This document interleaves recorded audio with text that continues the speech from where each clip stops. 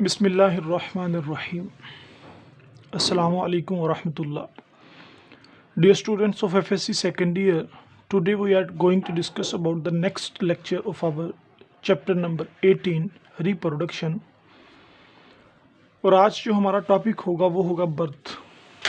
How this process will be takes place.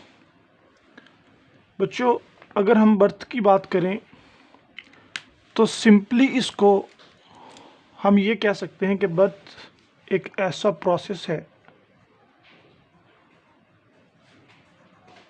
Bye which baby is born, जिसके नतीजे में baby जो है वो बॉर्न होता है, उसको हम बर्थ कहते हैं. Simply process by which baby is born, it is known as the birth. अब बर्थ होने के लिए एक पूरे का पूरा फिनोमिना है. उस फिनोमिना को समझने के लिए बच्चों हमें कुछ टर्म्स के बारे में, स्पेसिफिक टर्म्स के बारे में सीखना पड़ेगा. पहले हम उसकी बात करते हैं, then we move to our core topic the birth. बच्चों, पहले तो हमें पता होना चाहिए what is the gestation period. इसको गेस्टेशन नहीं पढ़ना बच्चों, इट्स अ जेस्टेशन पीरियड. तो जेस्टेशन का जो लफ्ज़ी मायनी है ना बच्चों, वो है इशारा.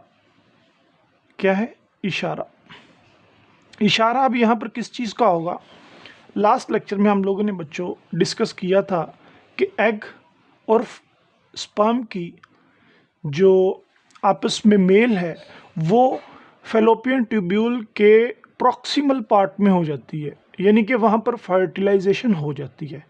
अब वो फर्टिलाइजेशन हो जाना इशारा है इस चीज़ का. जेस्टेशन का मतलब इशारा इस चीज़ का कि अब वो ह्यूमन क्या हो गई है? प्रेग्नेंट. यानी कि वहाँ पर अब जो बच्चे की पैदाइश है वो अब शुरू हो चुकी है. जेस्टेशन उसको बोलते हैं, इसकी तरफ इशारा. तो बच्चों, गेस्टेशन पीरियड ह्यूमन में 9 मंथ का अमूमन कंसिडर किया जाता है, लेकिन हम अगर इनको डेज की बात करें तो it requires about 280 days as we will be shown here. 280 days लगते हैं.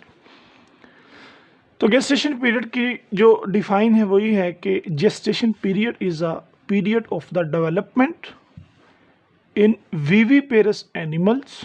मतलब ऐसे पेरेंट्स या ऐसे एनिमल्स जो बर्थ करते हैं, मतलब एग ले नहीं करते, उसको बोलते हैं विविपेरस.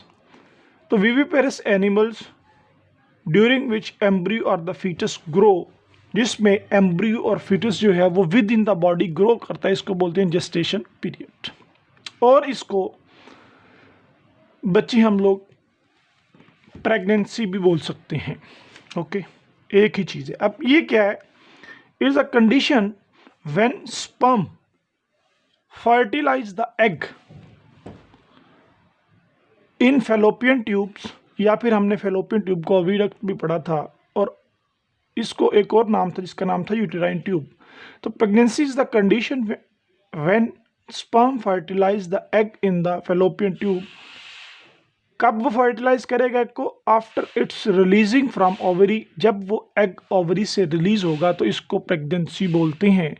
और ये फर्स्ट डे ऑफ स्पर्म, यानी जब स्पर्म फर्टिलाइज कर देता है एग को ओविडक्ट में, वहाँ से ये स्टार्ट होता है और फिर तकरीबन 40 वीक्स तक जाकर, यानी कि 280 डेज तक लास्ट होता है ये पीरियड. उसके बाद बच्चे एक और टर्म है प्लेसेंटा. प्लेसेंटा क्या होता है? प्लेसेंटा बेसिकली एक ऑर्गन है, ऐसा ऑर्गन है जो यूट्रस की दीवारों के साथ लग जाते हैं. जैसे बच्चे एग की जब फर्टिलाइजेशन हो जाती है, एग फर्टिलाइज होने के बाद किधर जाता है? यानी अगर मैं आपको यहाँ पर एग दिखाना चाहूँ, इट्स अ ओवरी. ठीक है, ओवरी में से एग एक निकला, ये शुरू वाला पार्ट है, proximal part of the fallopian tube, और यहाँ पर आया स्पर्म, और स्पर्म ने इसको फर्टिलाइज कर दिया.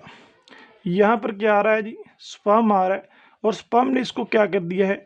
फर्टिलाइज कर दिया. यानी कि यहाँ तक पहुँचते पहुँचते वो एग अब फर्टिलाइज हो चुका है। अब फर्टिलाइज होने के बाद ये for example it's a fertilized egg.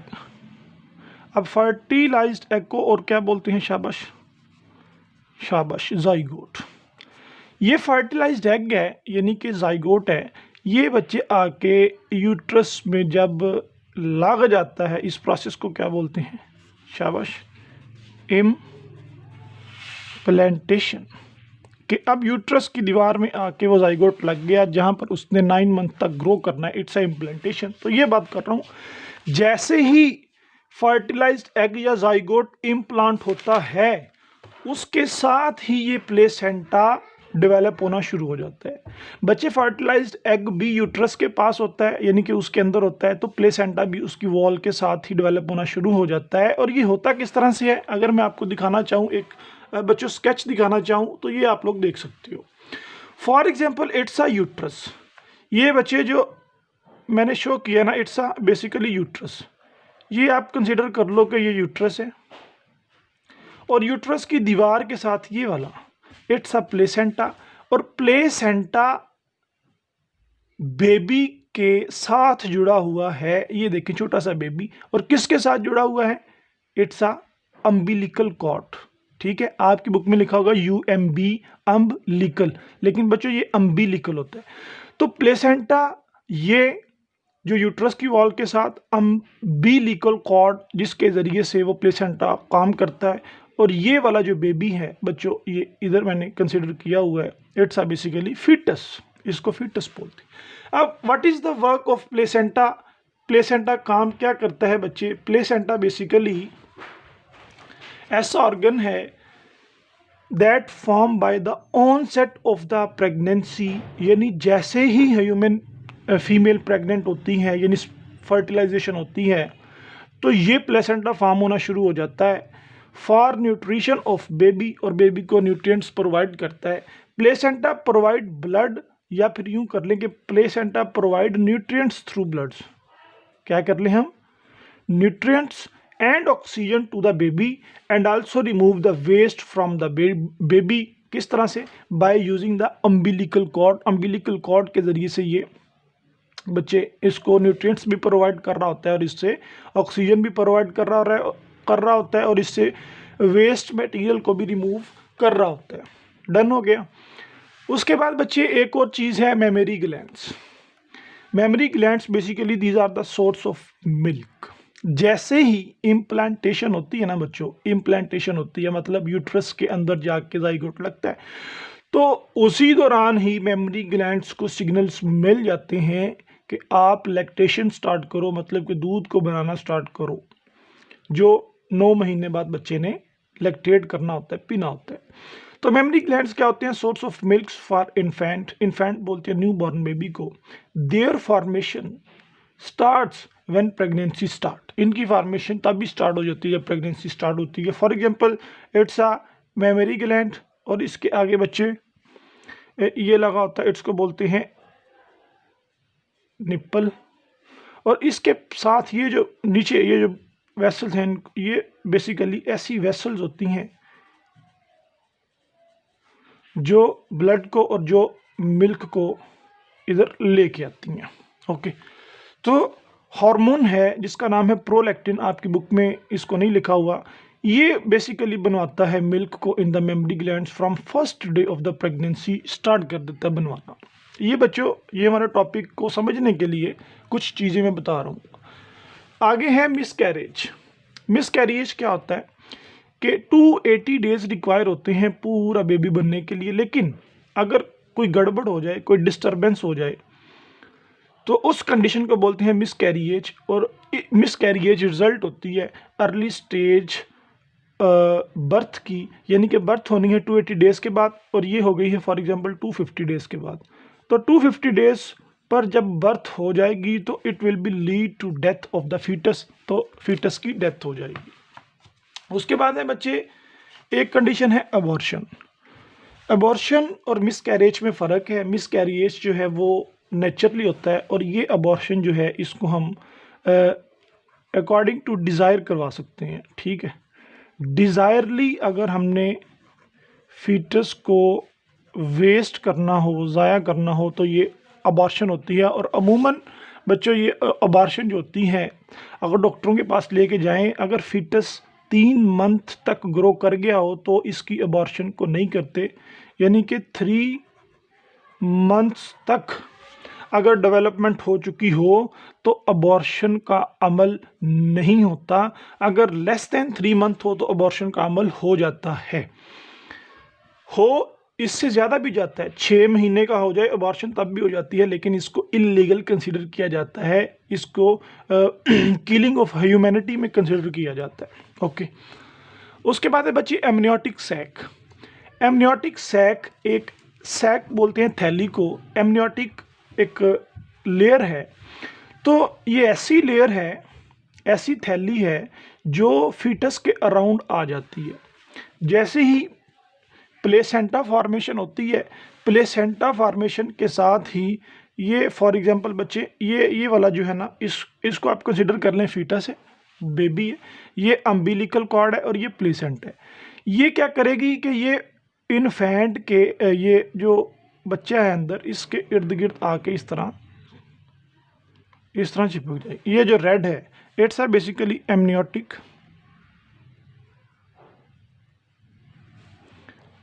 Sac.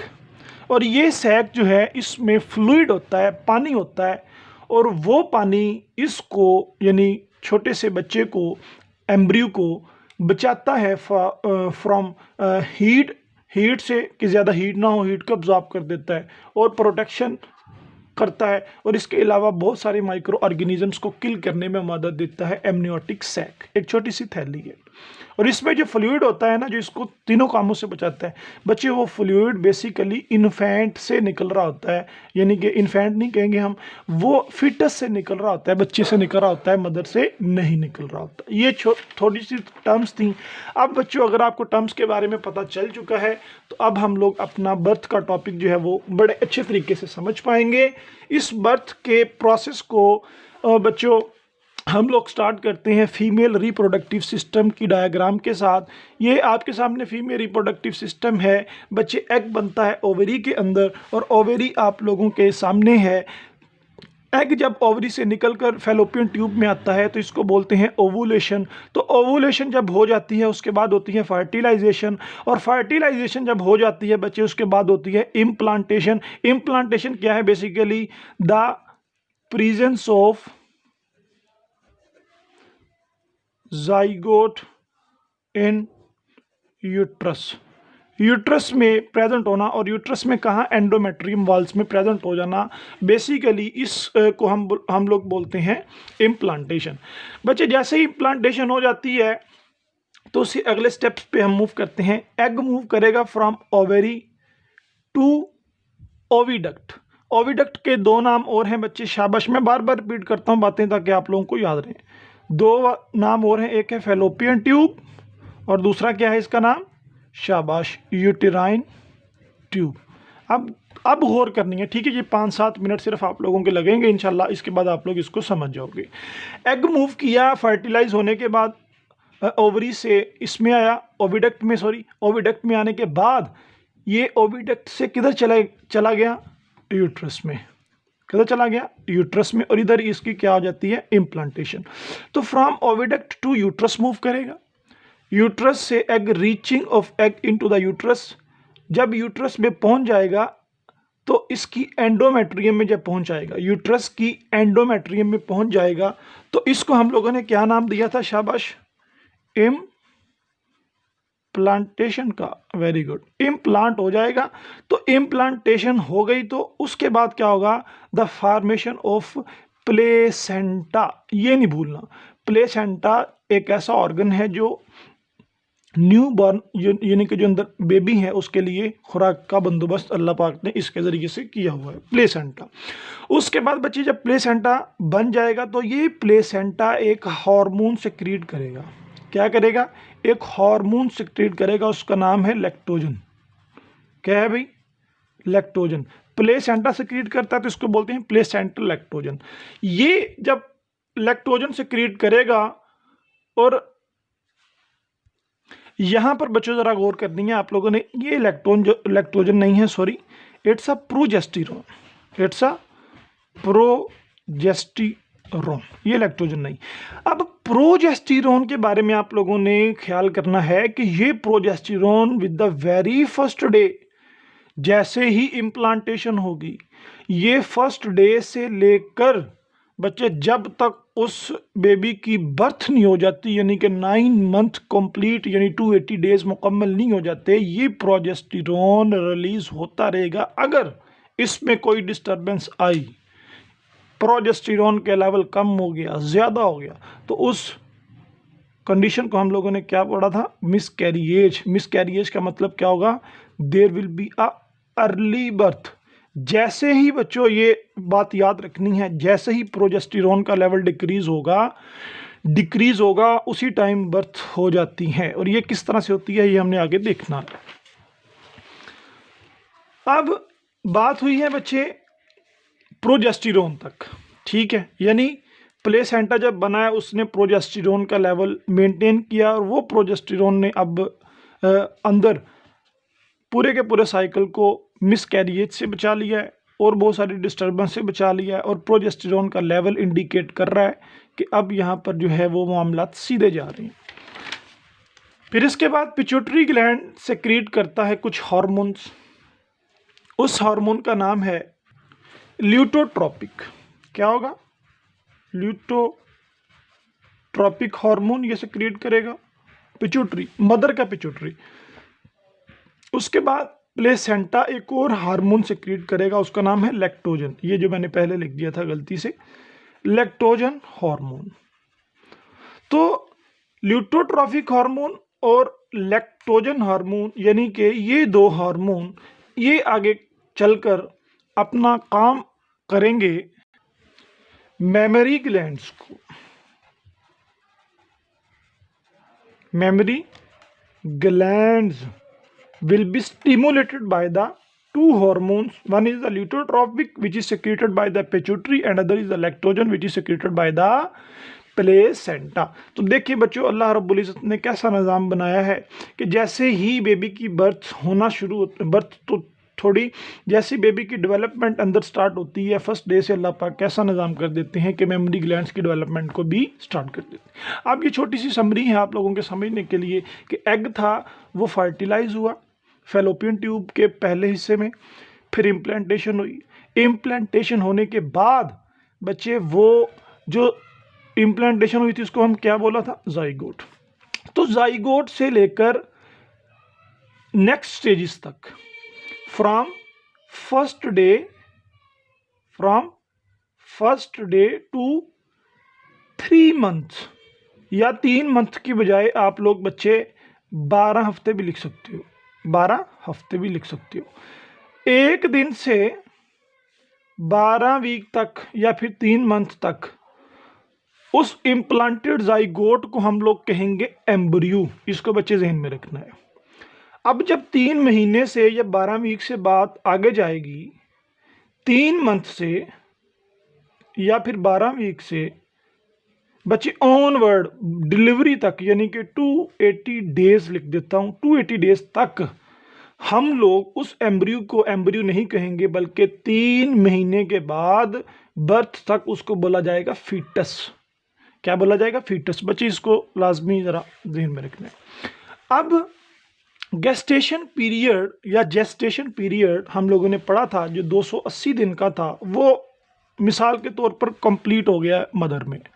तो बर्थ स्टार्ट होनी है, अब स्टार्ट होनी है बर्थ बच्चों। वो कैसे होगी, बेसिकली होता क्या है, फाइटल जो है, अब बच्चों देखो कि कैसा निज़ाम है। आप परेशान भी होगे थोड़ा सा बात को सुन के, लेकिन मज़ा आएगा। बच्चे जब 9 महीने या 280 डेज गुजर जाते हैं तो फीटल यानी कि जो अंदर बच्चा है 9 माह का, उसके पिट्यूटरी ग्लैंड से अब कुछ हार्मोन सेक्रीट होंगे। देखें कैसा मज़ेदार बात है। ATCH हार्मोन ये सेक्रीट करेगा। कौन करेगा, बच्चा जो अंदर पड़ा हुआ है। बच्चे ATCH is secreted by the foetal pituitary gland. अब ATCH का नाम तो आप लोगों को पता होगा, एड्रीनल कॉर्टिकोट्रॉफिक हार्मोन। ओके, अब ATCH जो हार्मोन है ये बच्चे फीटल के पिट्यूटरी ग्लैंड से निकलकर आ जाएगा एड्रीनल ग्लैंड पर। ये किधर होते हैं शाबाश? एड्रीनल ग्लैंड्स किधर होते हैं? सर में होते हैं? नहीं बच्चे, ये प्रेजेंट होते हैं किडनी के ऊपर। एड्रीनल ग्लैंड, बच्चे के पिट्यूटरी से ATCH निकलता है, हार्मोन निकल कर बच्चे के ही एड्रीनल ग्लैंड पे जाता है, यानी कि act on adrenal gland of fetus. अब adrenal gland of fetus secrete another hormone जिसका नाम है कॉर्टिकोस्टीरॉयड हार्मोन। क्या बोलेंगे इसको? कॉर्टिकोस्टीरोल्स या कॉर्टिकोस्टीरॉयड्स हार्मोन। और ये कॉर्टिकोस्टीरॉयड हार्मोन्स क्या करेंगे? अब ये बच्चे से निकलकर थ्रू अम्बिलिकल कॉर्ड के जरिए से, जहाँ से बच्चा खुराक ले रहा था वालिदैन से, ये कॉर्टिकोस्टीरॉइड्स वहाँ से बच्चों निकल के इंटर हो जाते हैं इनटू मदर्स ब्लड। ये आप लोगों की बुक में लफ्ज़ लिखा हुआ है, मदर को लिखा हुआ है मेटरनल। ठीक हो गया बच्चे, ये मेटरनल भी मदर होती हैं और पेटर्नल वालिद होता है। ओके, अब जब कॉर्टिकोस्टीरॉयड इंटर होगा मदर्स के ब्लड में, फिर मदर के ब्लड से कॉर्टिकोस्टीरॉयड हार्मोन जो फीटस से निकला है वो मदर के ब्लड में जाकर एक हार्मोन को के लेवल को लो कर देगा। वो हार्मोन कौन सा होगा? प्रोजेस्टेरोन। ये प्रोजेस्टेरोन का लेवल बच्चों मैंने कहा था जब ही डिक्रीज होगा तो बेसिकली इसका डिक्रीज होना सिग्नल होगा बर्थ का।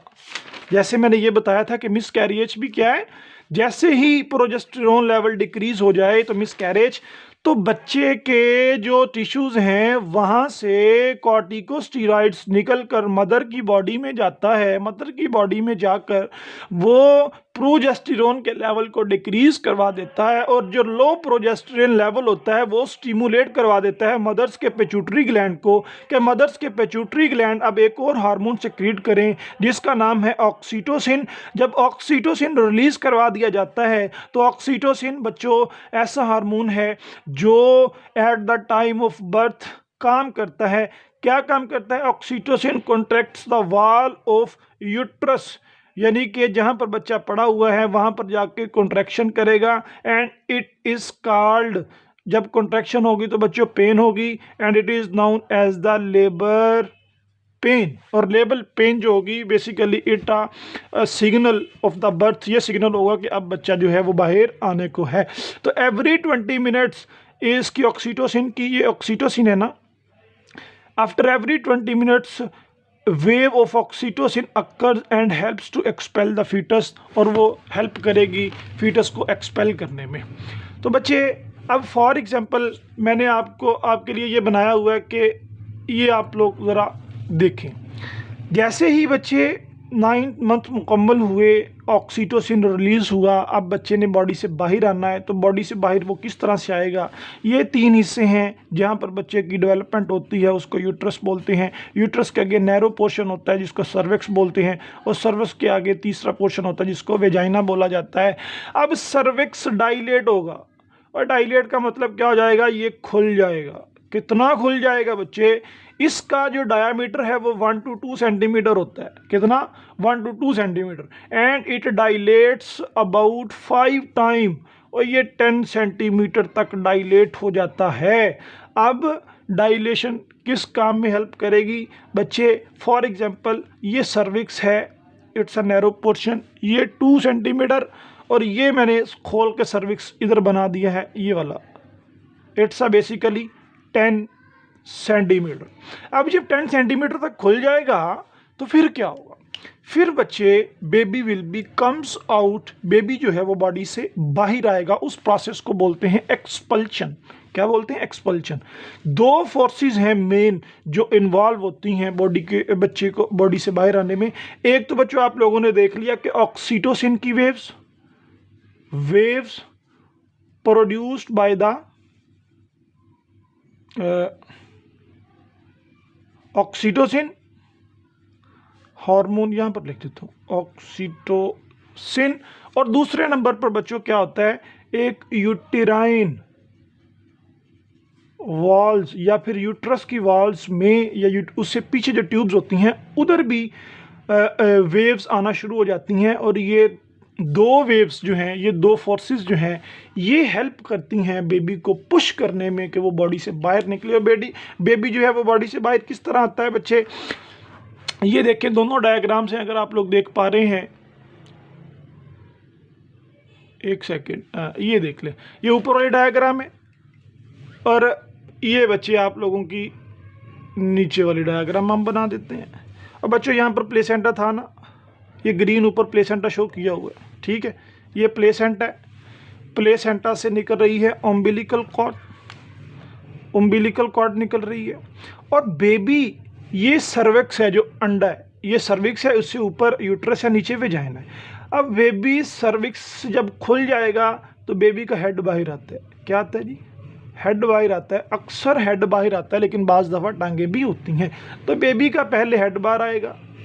हेड जब बाहर आएगा तो इसके साथ जब ये नीचे आएगा, यहाँ पर बच्चों निकल जाएगा, निकाल लेंगे। फॉर एग्जांपल ये देखें, ये बेबी पड़ा हुआ है छोटा सा, तो इसके साथ एक और चीज़ होगी, क्या हो सकती है उसके साथ, शाबाश, very good, it's a umbilical cord. ये अम्बिलिकल कॉर्ड अभी उसके साथ ही है, अभी जुदा नहीं हुई। तो इसको बच्चों जुदा करना है।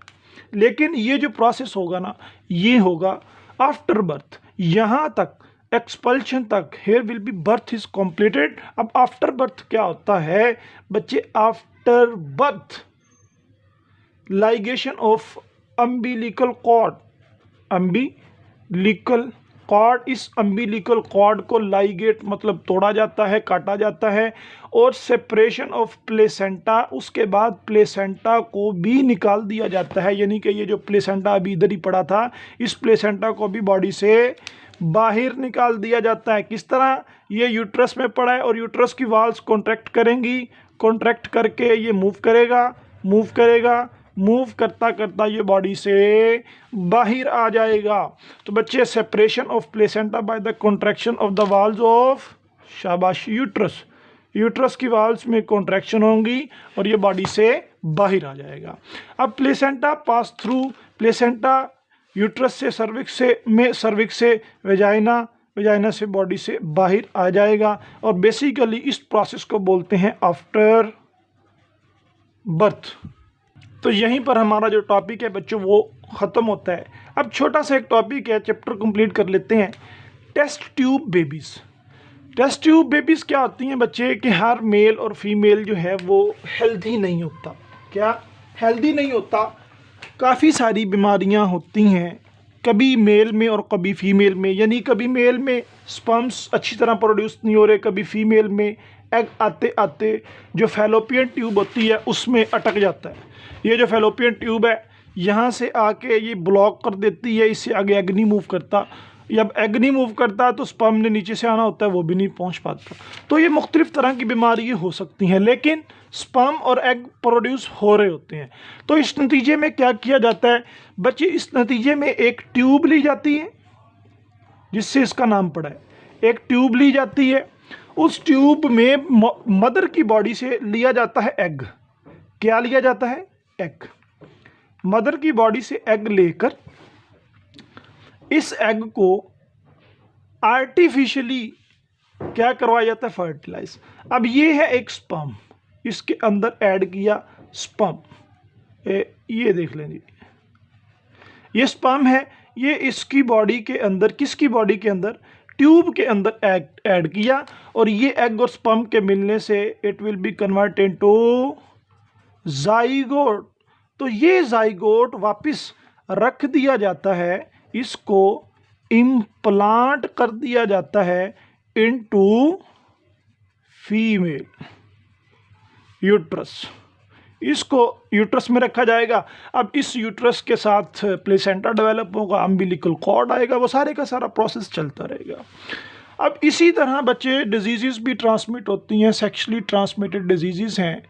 मेल में कह रहा हूँ बच्चे, बाज़ दफ़ा ऐसा होता है कि मेल हेल्दी होता है, बाज़ दफ़ा फीमेल हेल्दी होती है। फॉर एग्जांपल यहाँ पर मेल क्या है, इन्फेक्टेड है, हेल्दी नहीं है। इन्फेक्टेड से मुराद कि उसके अंदर स्पर्म सही नहीं बन रहे। फीमेल क्या है, हेल्दी है। अब ये इन्फेक्टेड जब इसके साथ इंटरकोर्स करेगा तो ये बीमारी इसके अंदर जा सकती है। वो 3 बीमारियां यहाँ पर हम डिस्कस करेंगे कि जो हो सकती हैं। एक गोनोरिया है, एक साइफिलिस है और एक जेनिटल हर्प्स है। जो गोनोरिया है ना बच्चे, ये एक बैक्टीरिया की वजह से होती है। उस बैक्टीरिया का नाम है नाइजेरिया गोनोरिया। ये ना बेसिकली शॉर्ट क्वेश्चन पूछा जाता होता है या फिर एमसीक्यू में पूछा जाता है कि गोनोरिया किसकी वजह से ट्रांसफ़र होती है, बैक्टीरिया की वजह से। नाइजेरिया गोनोरिया है। अब बच्चे इसका मैं आपको ऑरली बता देता हूँ कि इसमें होता क्या है। जब बच्चा बेबी ये जो डिलीवरी हो रही होती है ना, बेबी ने बाहर आना होता है, तो यहाँ पर जो सर्वेक्स होता है ना, जो डायलेट होता है, यहाँ पर म्यूकस होता है। क्या होता है, म्यूकस होता है। उस म्यूकस की वजह से बेबी की डिलीवरी जो है वो आसानी से हो जाती है। लेकिन ऐसे पर्सन जो गोनोरिया से बीमारी होती हैं, उनमें वो म्यूकस बच्चे अच्छी तरह से नहीं होता। उसकी वजह से जो है वो बेबी अच्छी तरह से बाहर नहीं आ पाता, और आते आते बेबीज़ की जो आइज़ होती हैं उसमें इन्फेक्शन हो सकता है, या फिर बर्थ कैनाल की वजह से ये बीमारी जो है वो फीमेल से मेल में ट्रांसफ़र हो सकती है। दूसरे नंबर पे साइफिलिस। साइफिलिस भी एक बैक्टीरिया की वजह से होता है जिसका नाम है ट्रिपोनीमा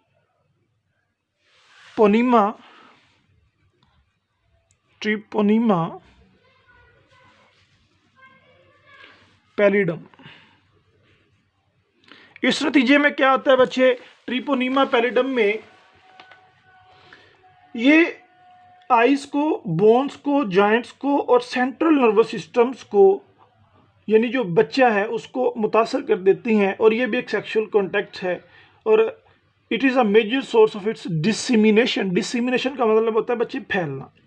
आगे जेनिटल हर्ब्स है। ये एक वायरल डिजीज़ है जो किसकी वजह से होती हैं बच्चे। जेनिटल हर्ब्स जो है ये हर्ब्स सिंप्लेक्स वायरस 2 की वजह से होती है। ये पढ़ा होगा आप लोगों ने फर्स्ट ईयर में, हर्ब्स सिंप्लेक्स वायरस 2 टाइप 2, ये इसकी वजह से बच्चे होती हैं। और इस नतीजे में क्या होता है, इस नतीजे में बच्चे जो जेनिटेलिया हैं यानी कि रिप्रोडक्टिव ऑर्गन्स हैं, उनमें सूजन आ जाती है, अल्सर्स बन जाते हैं। और इफ़ इन्फेक्टेड प्रेग्नेंट वुमेन, अगर वुमेन प्रेग्नेंट है तो ये बच्चे में दाखिल हो सकती है। और इसके बाद एड्स है, और एड्स का आप लोगों को पता है। तो फिर नेक्स्ट चैप्टर के साथ मिलेंगे इंशाल्लाह। अस्सलाम वालेकुम।